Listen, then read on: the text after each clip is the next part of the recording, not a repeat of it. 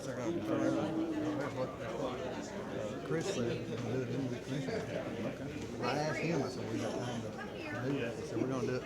We're going to do these pictures right here, right? Have you had a chance to talk? Thank you.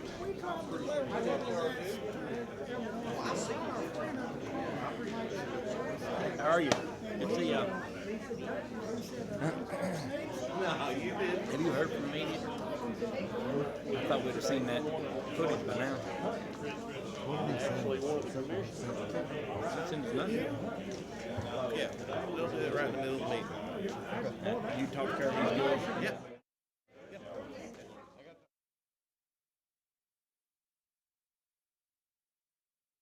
He didn't really know.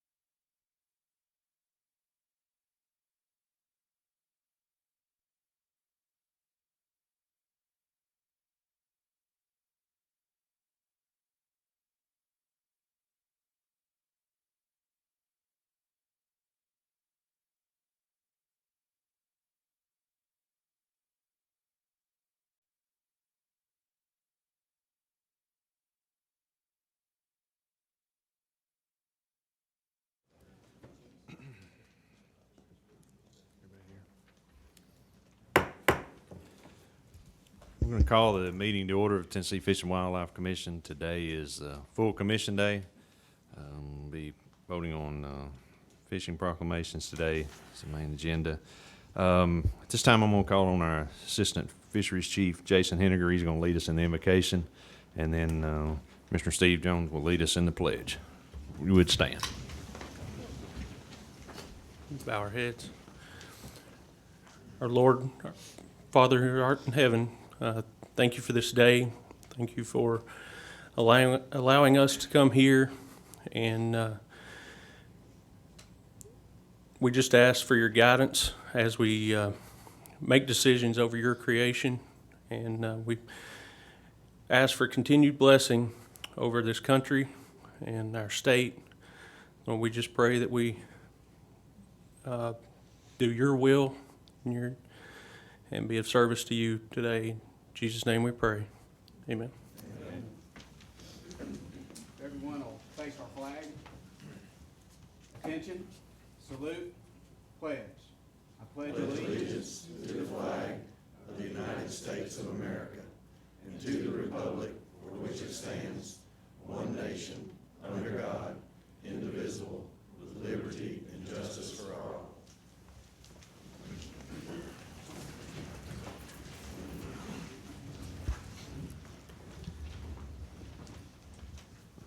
Danette, would you call the roll, please? Dennis Gardner. Here. Jimmy Granberry. Steve Jones. Here. Connie King. Here.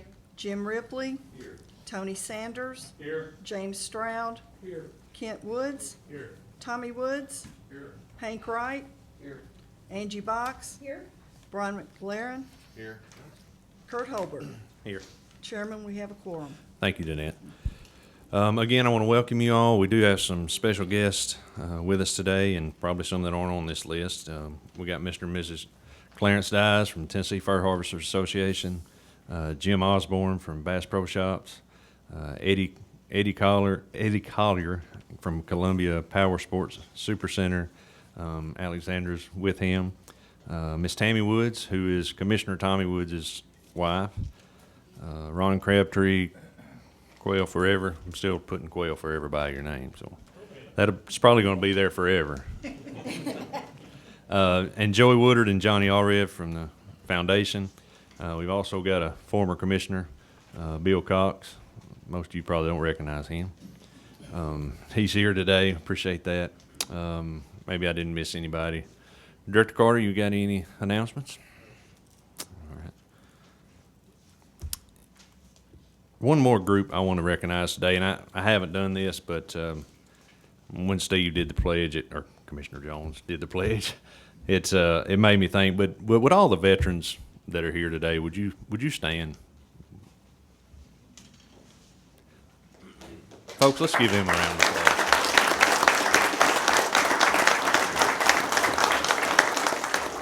I just want you to know I appreciate the sacrifice you made, and some of you are still making, some of you are still in the service, but I appreciate it.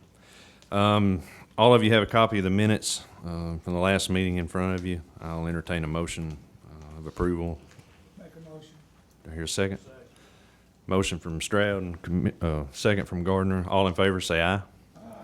All opposed, like sign. Motion carried. I'm going to call on Chris Richardson for a special presentation.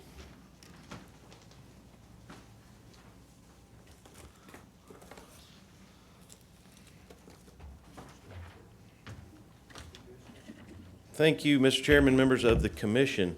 As many of you, all of you are aware, we had a extraordinarily successful raffle for conservation in Tennessee, and we sold north of $670,000 worth of raffle tickets. Part of that raffle was absolutely generated by some very gracious donations for additional prizes in addition to our elk tag. And at the commission's direction in Greenville, I have prepared resolutions honoring or expressing appreciation to those individuals that were responsible for donating those prizes. And with the permission of the chair, I would like to read those resolutions, and then we have some for a presentation. Absolutely. A resolution to express appreciation and to honor Bass Pro Shops and Columbia Power Sports Super Center for their significant efforts and contributions in support of the Tennessee Wildlife Resources Agency, the Tennessee Fish and Wildlife Commission, and the many sportsmen and women of Tennessee. Whereas the Tennessee Fish and Wildlife Commission, along with the Tennessee Wildlife Resources Agency, is responsible for preserving, protecting, enhancing, and managing Tennessee's fish and wildlife species and the habitats supporting those species for the use, benefit, and enjoyment of Tennessee citizens and visitors. And whereas the eastern subspecies of North American elk was present throughout Tennessee before European settlement, but eventually became extinct in the southeastern United States due to unregulated harvest and habitat destruction. And whereas the TWRA reintroduced elk to Tennessee on the North Cumberland Wildlife Management Area, releasing over 200 animals from 2000 to 2008 in an effort to develop a self-sustaining herd capable of providing wildlife viewing and hunting opportunities. And whereas the TWRA established the first Tennessee elk hunting season in 2009 and 53 elk have been harvested since then. And whereas approximately 10,000 people annually apply for an opportunity to hunt elk in Tennessee, and the TWRA annually issues 15 elk tags, of which one is awarded to a charitable organization to be raffled to raise money for the Tennessee Wildlife and Elk Program. And whereas Bass Pro Shops and Columbia Power Sports Super Center partnered with the Tennessee Wildlife Resources Foundation for the 2019 elk raffle and graciously donated additional prizes to be included with the elk tag to raise additional money for Tennessee's elk and wildlife restoration programs. And whereas the Tennessee Wildlife Resources Foundation sold 56,405 raffle tickets, generating over $670,000, which, when combined with federal matching funds, will result in over $2,400,000 worth of funding for wildlife-related projects in Tennessee. Now, therefore, be it resolved that the Tennessee Fish and Wildlife Commission, the Tennessee Wildlife Resources Agency, honors and publicly expresses its sincere appreciation to Bass Pro Shops and Columbia Power Sports Super Center for their efforts, contributions, and support of the Commission, the agency, and the sportsmen and women of Tennessee. At this time, Mr. Chairman, I want to invite Joey Woodard up, or Johnny Allred, either one, members of the foundation, if they have any additional comments, and then we'd love to get Eddie Collier and Alexandria, and of course Jim Osborne up to make a presentation. Director Carter, if you would, and Chairman Holbert, we want to do a photo opportunity after Joey's comments.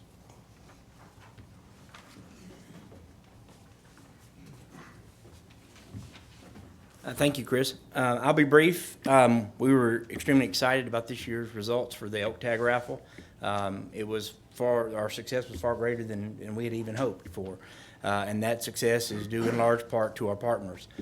We had some incredible prize packages this year, which culminated in what may be the most successful single tag raffle in the country this year. And we really appreciate our partners. None of this would have been possible without you.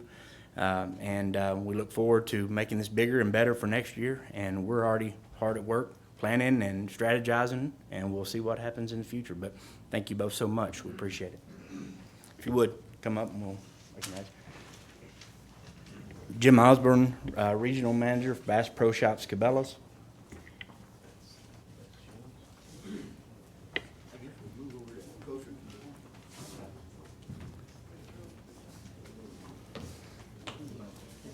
And Eddie and Alexandria Collier with Columbia Power Sports.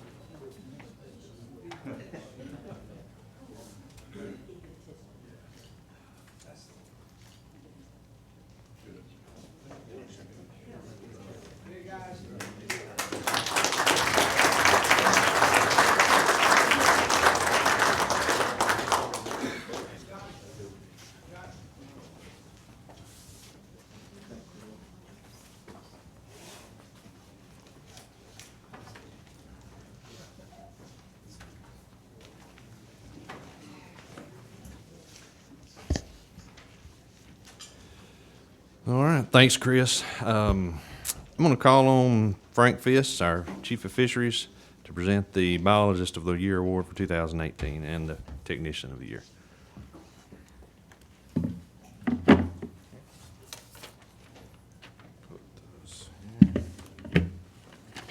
All right.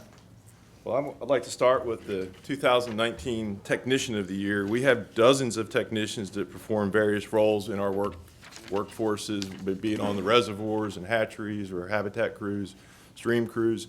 And each year we like to recognize one, and it's always hard to pick. But this year as always, we make a selection, and this year it is Tim Williams. He began his career at Buffalo Springs Hatchery in 2003 as a Wildlife Technician 1 and promoted to Tech 2 in 2014. He is currently the Senior Technician at the hatchery and has extensive knowledge of day-to-day fish production and distribution. In recognition of Tim's capabilities, he was trusted to act in a supervisory role in the absence of the hatchery manager. And unfortunately, this became important in 2018 and 19 during the extended medical leave and ultimate passing of our hatchery manager, Greg McGinnis. Tim was also helpful in helping the new hatchery manager, Roger Bitts, get on his feet on the ground there. So operations at Buffalo Springs, which is the agency's largest trout hatchery, proceeded seamlessly after Tim stepped into this role. He effectively handled the manager's duties, including how to comply with the hatchery water quality monitoring requirements, which is a very complicated administrative process. He also handled the purchasing needs at the hatchery, supervised 2 Technician 1s, and ensured that all stocking allocations were met according to schedule. As acting hatchery supervisor, Tim worked closely with other agency staff to resolve questions regarding stocking locations, timing, and numbers. That's an ongoing trial throughout the year for our hatcheries.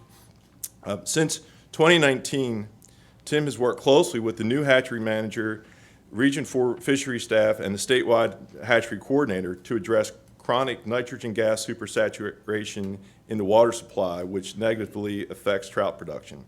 Together, they have effectively implemented some remedies, such as installing diffuse oxygen and pack columns for the inside troughs and low-head oxygenators for the outside raceways. And they plan to implement some more fixes in the near future. Tim is also actively working with the new hatchery manager to develop a 400 gallon per minute water recirculation system to help address low flows in Buffalo Creek. When the hatchery uses water in droughts, we take water from the creek, and if we can have some recirculation there, we can save the resource in the creek. So that's a great project. And even with these additional duties, Tim has also continued his other activities at Buffalo Springs, including hosting hunter education courses and kids fishing events, as well as conducting hatchery tours and providing information about fishing to anyone who calls or visits the hatchery. For this service, we recognize Tim as the 2019 Fisheries Technician of the Year. Please come on up, Tim. Get your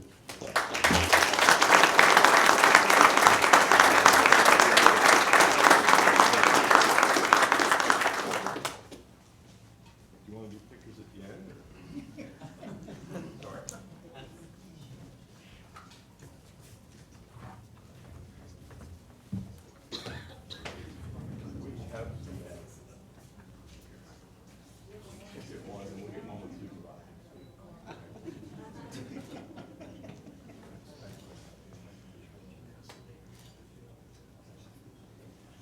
We get one with the hatchery manager, supervisor.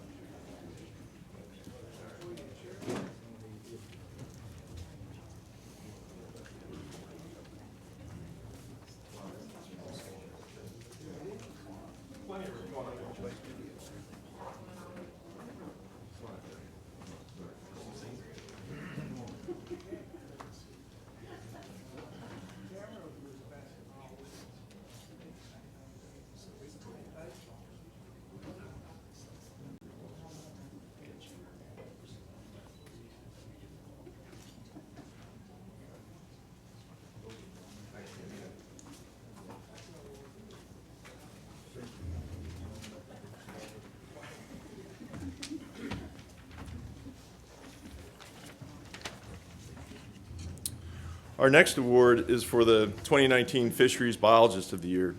Hit the button here.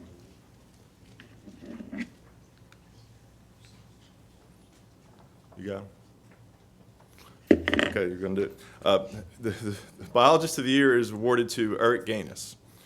Eric started with TWA in 2004 as a Manager 1 in the Fisheries Division right here in Nashville, and was promoted to Biologist 3 in 2011 to coordinate statewide commercial fish, turtle, and mussel programs. He is responsible for monitoring commercial harvest, making management recommendations, addressing research needs, and coordinating with sports fish managers and law enforcement.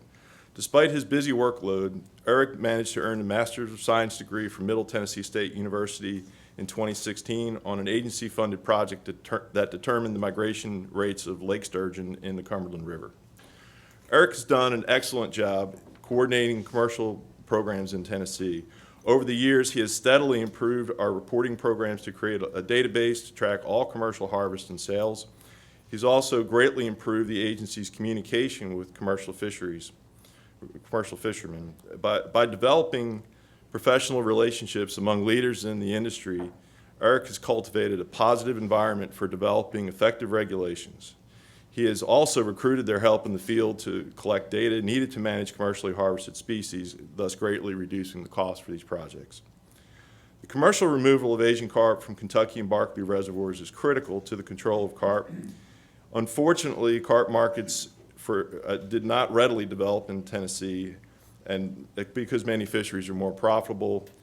Eric was on that team and was very instrumental in developing an incentive program that would work, but one that would maximize the value of our limited funds to provide a program that was attractive to commercial fishermen. He also overcame many administrative hurdles to put this program on the ground quickly. The program started in September of 2018, just a few months after this commission awarded the funds. We had to do things that we'd never done as an agency before with multiple state agencies to get the paperwork right, and I'm still shocked that he was able to get it done that quick. It was very important to get that on the ground. A year later, that program now includes 3 buyers and as many as 15 fishermen who target Asian carp. At last count, they harvested 1.9 million pounds. This is an excellent start for a new program that is expected to double in scale in the next year. Eric's contributions are not limited to Asian carp. He is also the chairman of the Paddlefish Sturgeon Subcommittee of the Mississippi Interstate Cooperative Resource Association.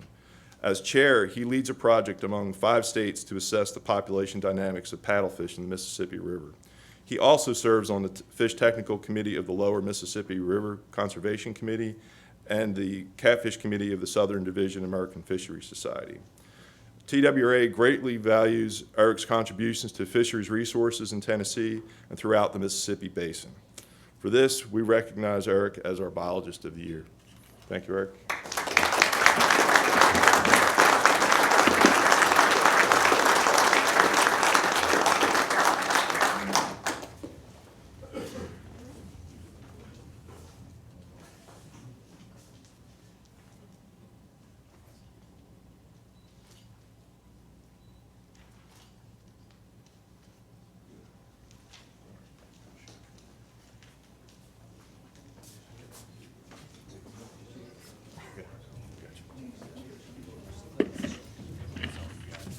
Yep.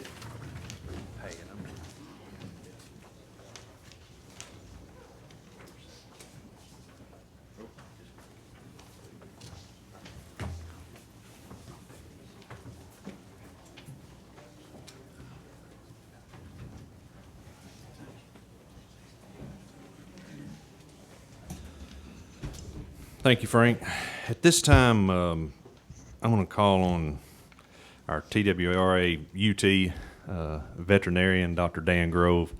Some commissioners had asked that I would ask that he speak in reference to whirling disease, just to familiarize us with it, and should have asked you yesterday, but none of us thought about it. So if you would come up and just give us your take on it.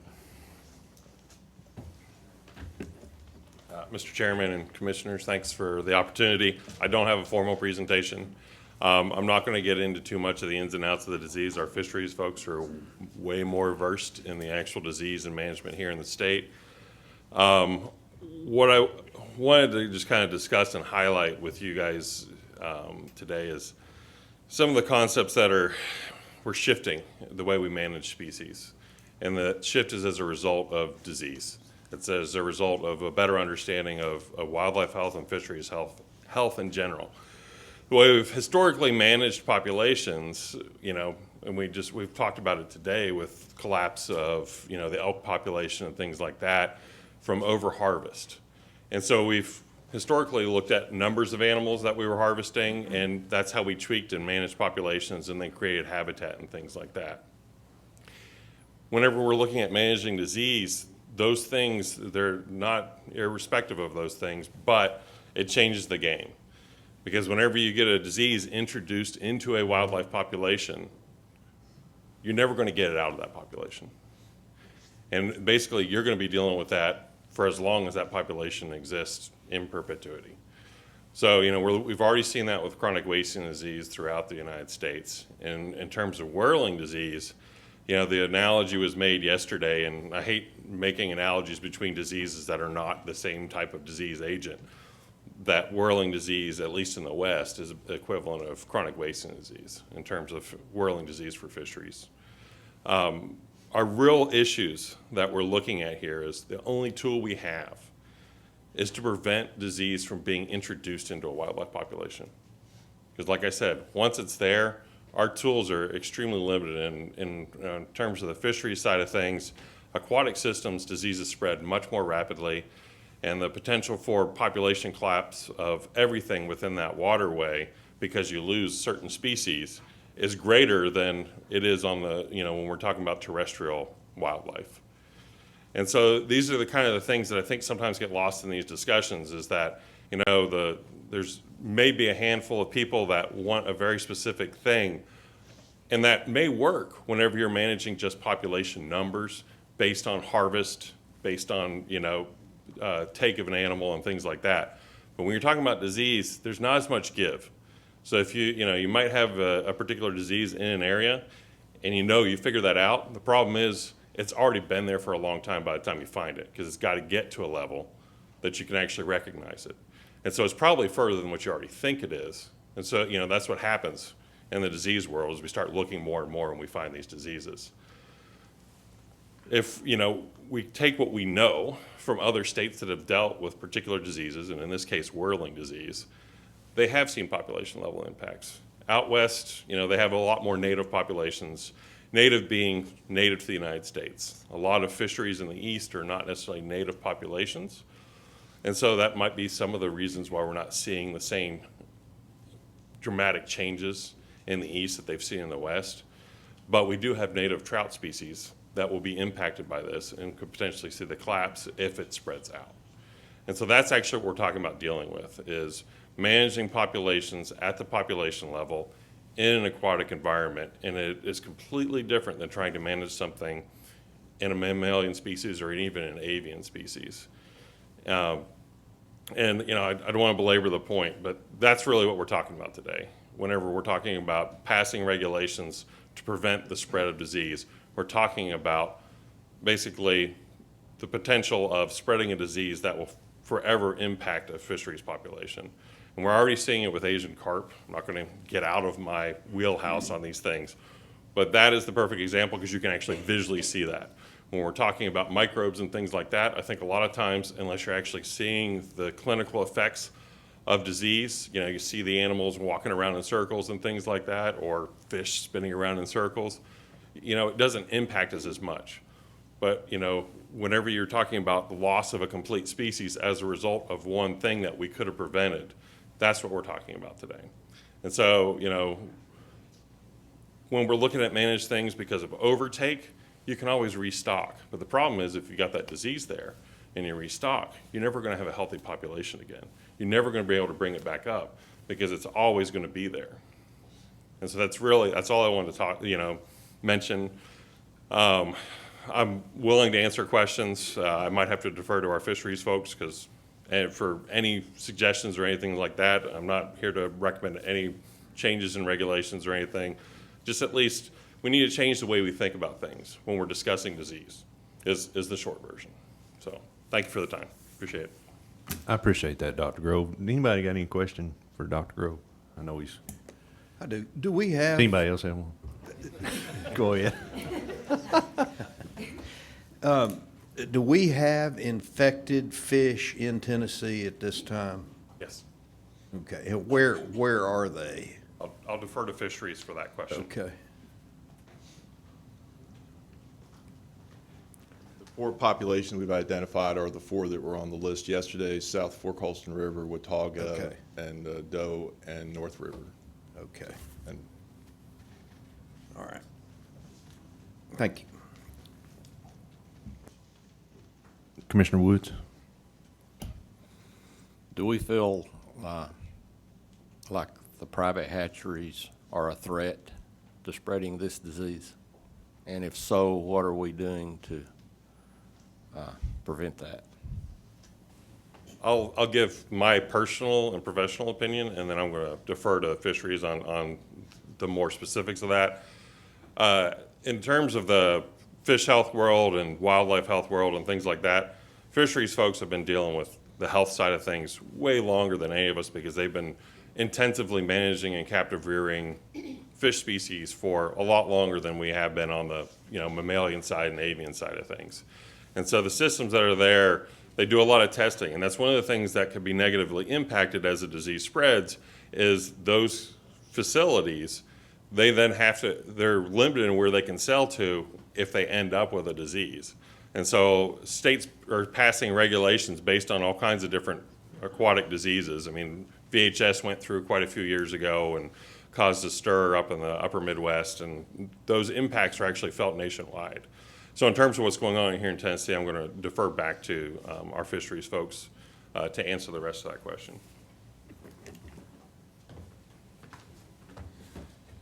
yes, the hatcheries are a threat. And that was one of the places where whirling disease was first noticed in North Carolina, were some places that were stocked by particular hatcheries in North Carolina, which is why North Carolina was concerned about fish that were coming in from Tennessee from hatcheries. So they asked to test hatcheries in Tennessee, and those hatcheries were willing to do that. We cooperated with North Carolina to test the 2 hatcheries twice in the last 3 years or so. And we don't have a formal program going forward. We just this year got our cooperative status with the disease testing lab at Auburn, so we have the ability to do that now. So that is an important piece of this as we move forward. The discussion we had yesterday was regarding just the bait people, but yeah, that's a really important piece of this going forward. More real quick question. Does the organism live in like frozen fish? In other words, could it be present in bait and so forth? It can be in carcasses, yes. So the proposal would be that, as discussed yesterday, what's readily happening is people would move live fish, but if you move dead fish, that would be equally a threat. Not so much so, because it wouldn't be as mobile if it wasn't in a live fish, but yes. Any other questions for Dr. Grove? All right, thank you, Dr. Grove, for coming. Frank, just stay up there. We're gonna, some of you, if you got your agenda in front of you, we're gonna go out of order. We're gonna do the bait proclamation first, Proclamation 1906.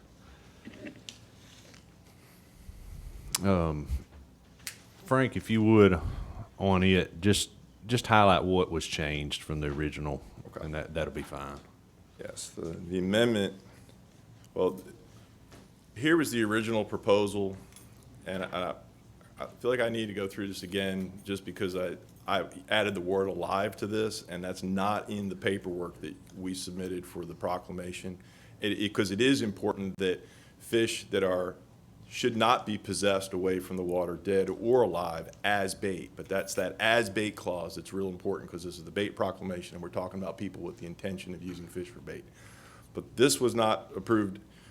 This is what we landed on yesterday. This is the as amended by the committee.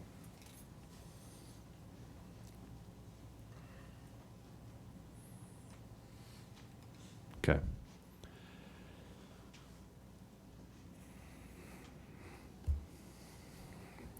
Do I have a motion from the committee for approval?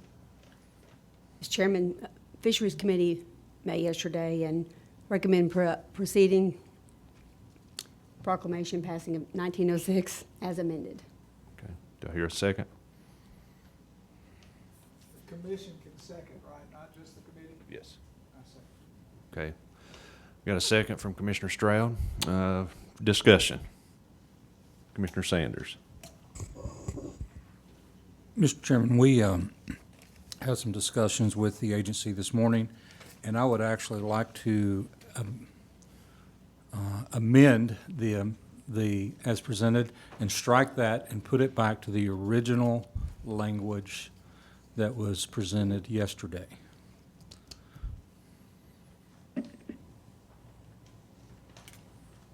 Okay. Do I hear a second? I have a motion from Commissioner Sanders, second from Commissioner King. Is there any discussion on the amendment?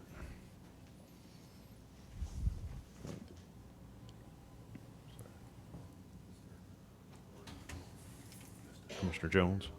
We'll have to amend it.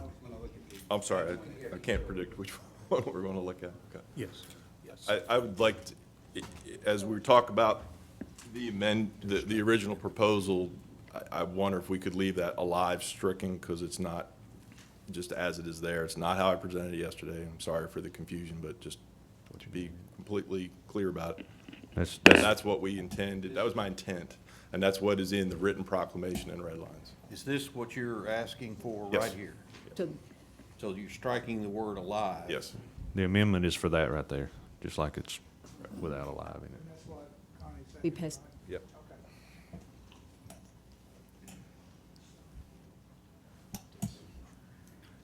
Okay. Everybody's looking at me. I don't know if anybody's got a question or not. Commissioner Sanders, do you have another question? No, I'm just wanting to make sure that we're moving forward. Clear Okay. on the Well, I'm not sure. proclamation. Commissioner Jones, you got? I was just making sure that's what Okay. Commissioner Sanders was talking Yes, that is what it is right there. Is it going to say as bait? No, I just wanted to remind everyone that this is only in the bait proclamation. You could still go fishing with your sport, on the sport proclamation, and leave the creek and be in possession of a limited trout. So that's why I put that in there. Yeah, it's in a whole other proclamation. Right. Any other discussion on the amendment?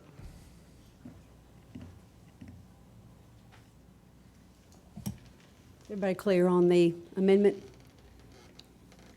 Like to see the amendment. All right, all in favor of the amendment to Proclamation 1906 to go back to the original version, striking the word alive? I'm Put that sorry, back up there. You want the original proposal? Sorry, you said. Yes.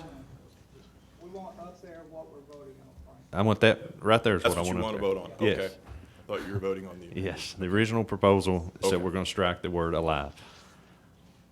Oh, okay, we got to do that step first. Yeah. Okay. All in favor, say aye. Aye. All opposed, like sign. Motion carried. Thank We're you. back on the original proclamation, 1906. Any other discussion or amendments? Commissioner Sanders? Yeah, can I amend my amendment? No, I'm kidding. I do want to propose an amendment. Frank, do you have the language where we can put it up? Yeah, Basically, striking the last sentence, so this will be as presented, but now striking the last sentence, which should satisfy Commissioner Woods, what he was trying to change yesterday as well. So that would be my amendment. Okay. Do I have a second? I have a second from Commissioner Gardner. Any discussion on the amendment?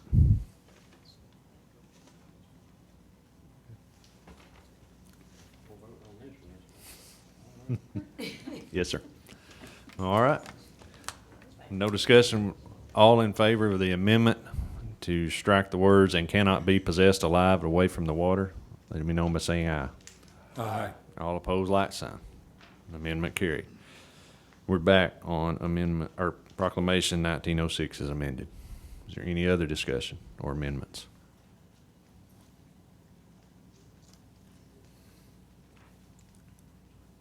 Any questions or comment from the public? Okay. All in favor of Proclamation 1906 as amended, let it be known by saying aye. Aye. All opposed, like sign. Motion carried. Okay, now we're going to go to the Sport Fishing Proclamation 1905. Frank.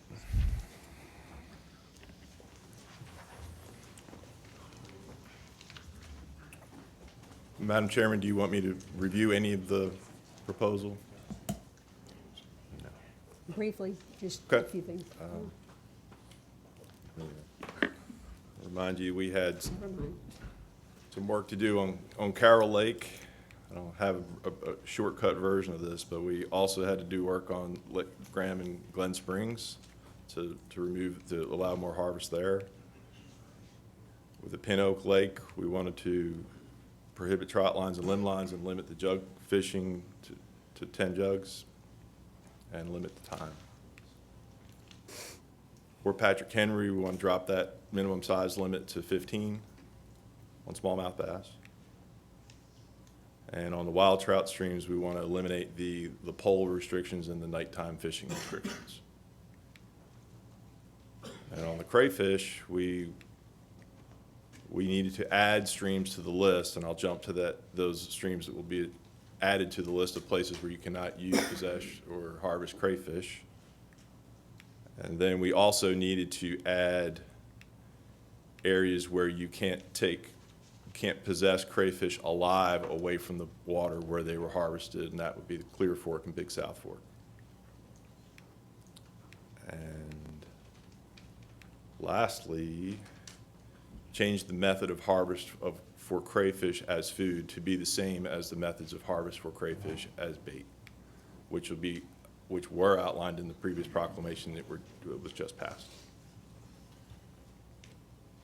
And that concludes our recommendations for Proclamation 1906. 1905. Okay. Thank you, Frank. I appreciate that. Fisheries Committee met yesterday and recommended passage of Proclamation 1905 as presented. Got a motion from the committee and a second from Commissioner Woods for passage of Proclamation 1905. Is there any discussion? Any comment from the public? All in favor of Proclamation 1905, let me know by saying aye. Aye. All opposed, like sign. Motion carried. We're gonna go ahead and do the commercial over here, so. We're going to do Proclamation 1908, Commercial Fishing Proclamation, as we had, I believe it was passed as presented yesterday. And I'll go through it as well briefly.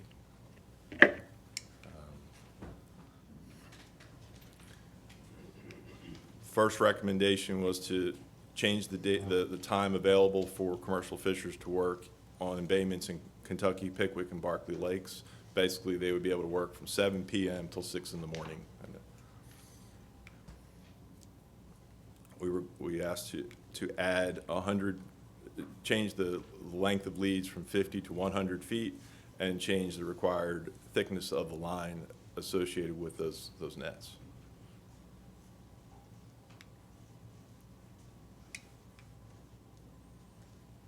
We were going to open the lower Hatchery River year-round and allow these types of nets of 1 inch and greater from the 51 bridge south, or downstream rather. There it is on the map. And lastly, we wanted to allow those commercial fishers that are signed up in the HIP program that also have paddlefish permits to be allowed to use up to 24 nets on Kentucky and Barkley reservoirs. Only 12 of them can be fished for paddlefish on a given day. The nets would need to be, those in the program, in the HIP program, would need to mark their nets with orange floats for paddlefish and yellow floats for carp nets. And that's, paddlefish can only be harvested from those paddlefish nets. And that concludes that presentation. Thank you, Frank. Fisheries Committee met yesterday and proposed the passing of Proclamation 1908. Thank you, Madam Chairman. Do I hear a second?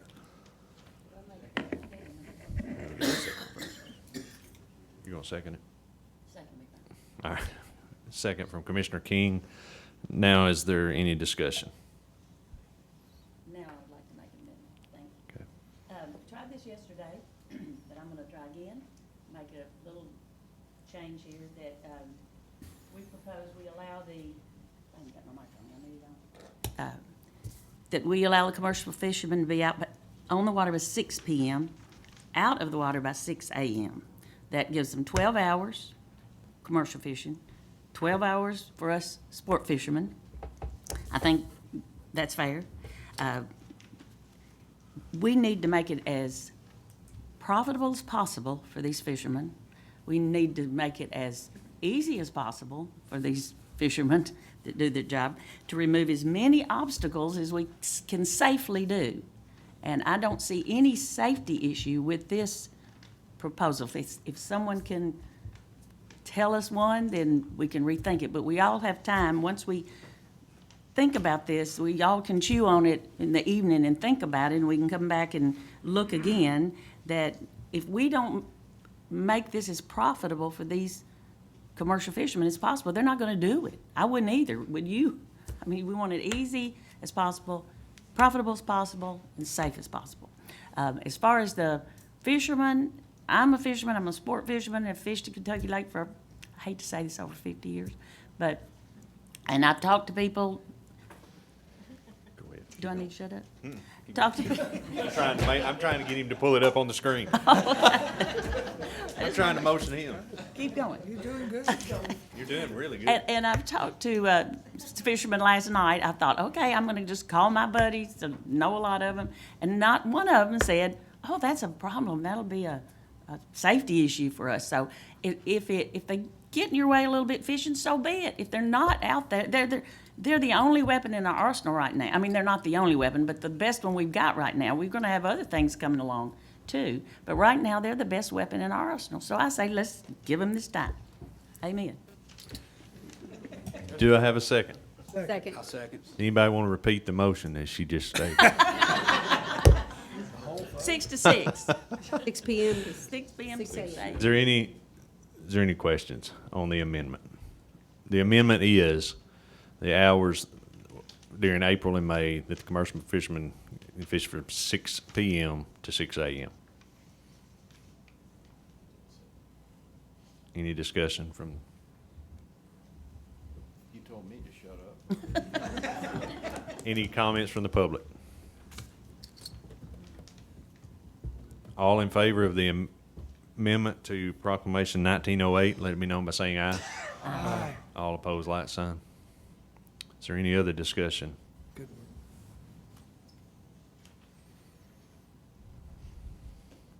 Any discussion from the public or comment? All right. All in favor of Proclamation 1908 as amended, let it be known by saying aye. Aye. All opposed, like sign. Motion carried. Thank you, Frank. I would like to say to the commission, be careful how I word this. I know a lot of posts on social media last night, other places, saying you guys didn't do anything for Asian carp yesterday. And I look at these proposals, and 3 out of the 4, or actually all of them, have to do with Asian carp. The committee came with 3 of them yesterday, and we fixed the 4th one today. I commend you. It's discouraging, I know, as commissioners, to see these posts from fishermen and others downing you. But you guys have attacked Asian carp. As a matter of fact, you're known throughout the nation, just like in CWD, for the job we've done for Asian carp, the funding we gave. And I just want to thank each one of you living on Kentucky Lake. Commissioner King's got a home on Kentucky Lake. So we want to thank you for your support. We're going to take a 10-minute break. We'll be back at 5 after 10.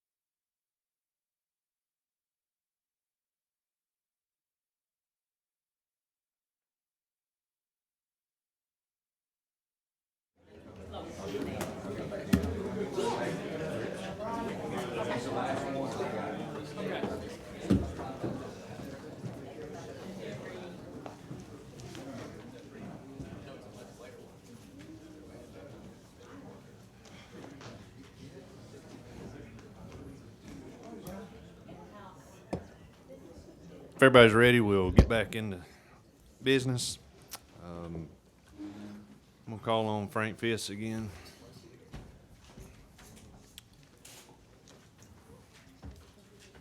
This is a rulemaking hearing before the Tennessee Fish and Wildlife Commission to consider amending Rule 1660-01-26, which deals with rules and regulations governing fish farming, catch-out operation, and bait dealers. My name is Kurt Holbert, and I will conduct the hearing. Frank? Chairman, you want me to review the rule? Yes. Okay, I'll do that. So the fish dealer rule applies to people that hold fish dealer licenses, and those are bait dealers, fish farmers, and catch-out operators, and it's authorized in code. That's the wrong way.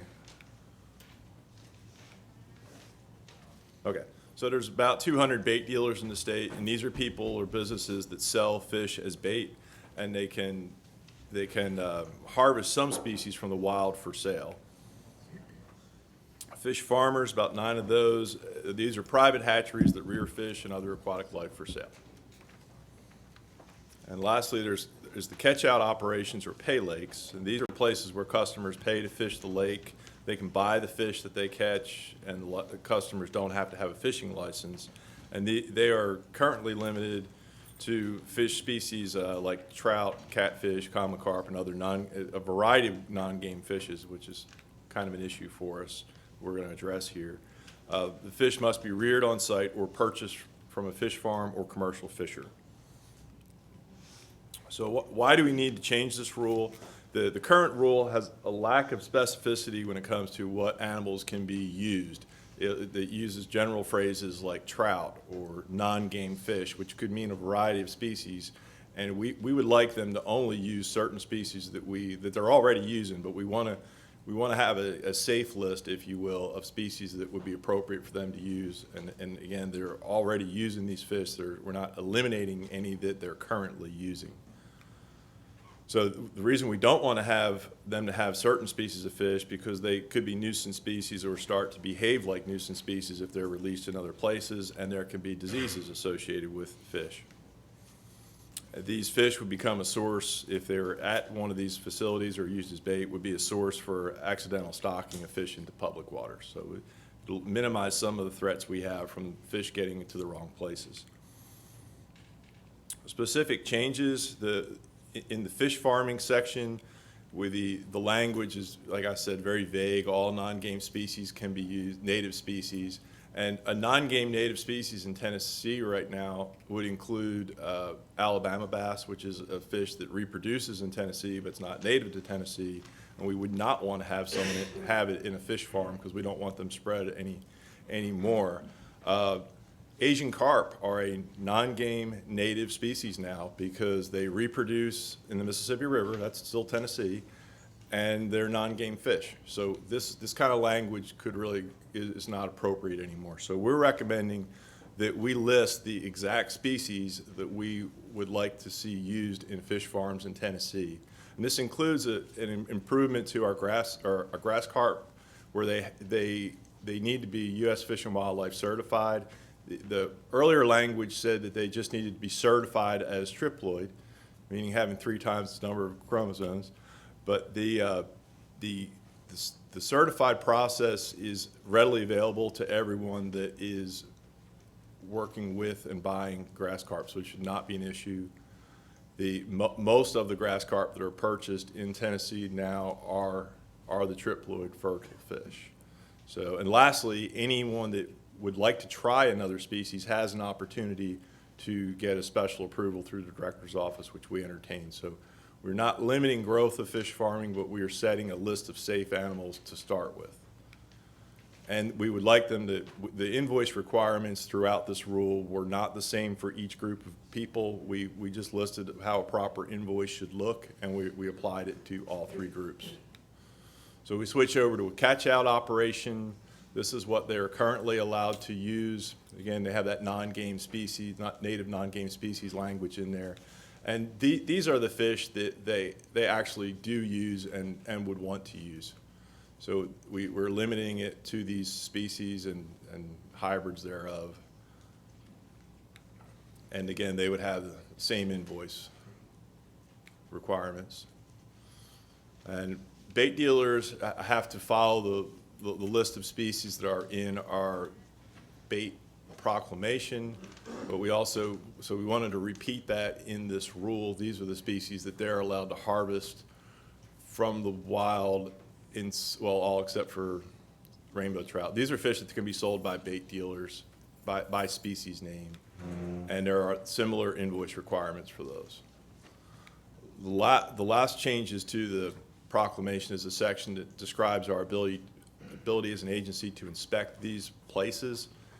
And it just says that we have the authority to visit them at normal business hours, to inspect the wildlife facilities and their records at the facility. And the second inspection opportunity is if we need to take a specimen of any animal there, we would have that authority. That concludes the changes to Rule 1661-26. All right, thank you, Frank.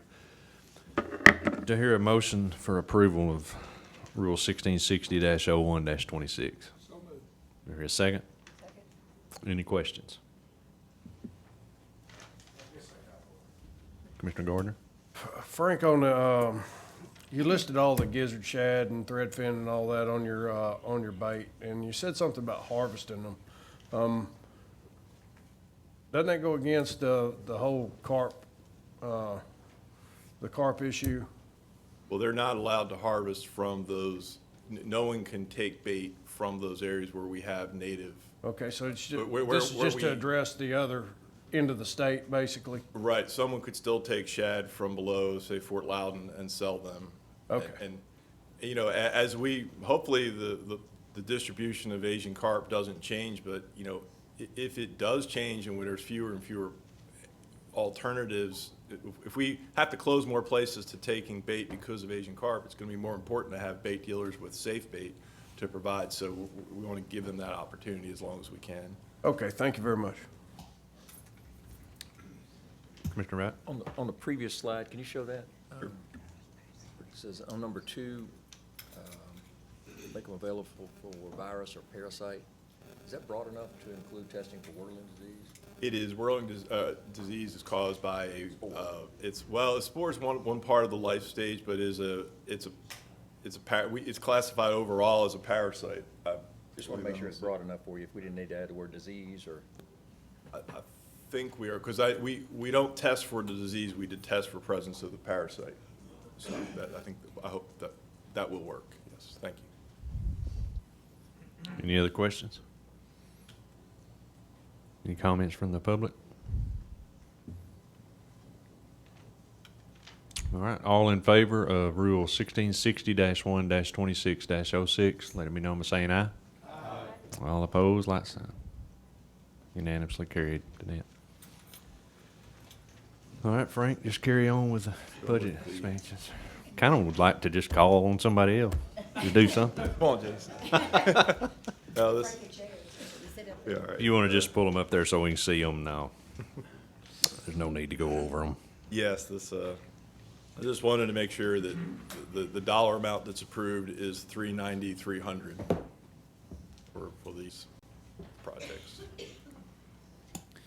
Mr. Chairman, the Budget Committee met yesterday and make a motion that these be passed as submitted. Okay, do I hear a second? Second. Any discussion? Comment from the public?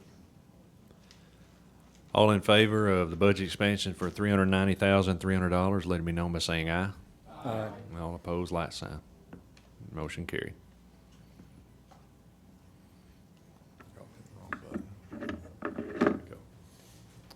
Second request was for $35,000 for FY20 for this bridge, which is the lower right-hand corners of the bridge we're going to get, actually. Okay.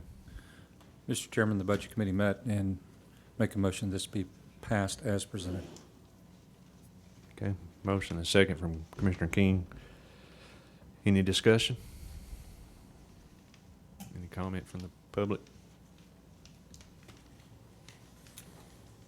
All right, all in favor of the budget expansion for $35,000 for the Morristown Hatchery Bridge, let it be known by saying aye. Aye. All opposed, like sign. Motion carried. You got anything else, Frank? I don't, thank you.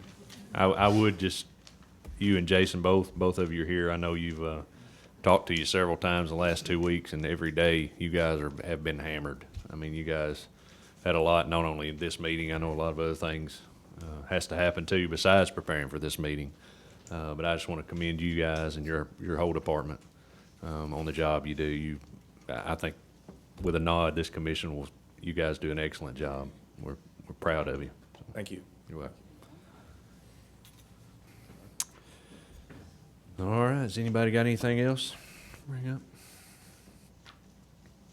Bill Cox left. He would have something. He would.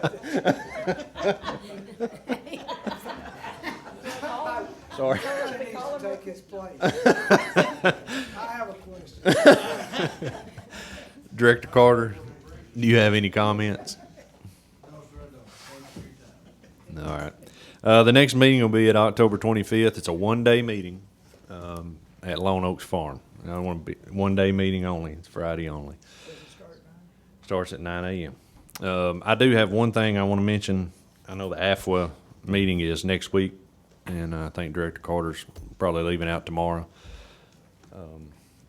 But he's been the president for the last year, and it's an honor for our state for him to represent us. And Director Carter can't turn on the news, seems like, without seeing you doing something. So, but anyway, you have made us proud as a commission. You made this agency proud. It's been an honor having you there, and I mean that with all I got. So, you're welcome. Absolutely. Mr. and Mrs. Dyes. Go ahead, Dennis. I just want to say thank you to Commissioner Wright and to Mr. Clarence and Ms. Laura Dyes. Thank you for the salsa. It's always delicious, and I love seeing it up here. Thank you very much. All right. Any other comment from the public? All right. If not, we're adjourned.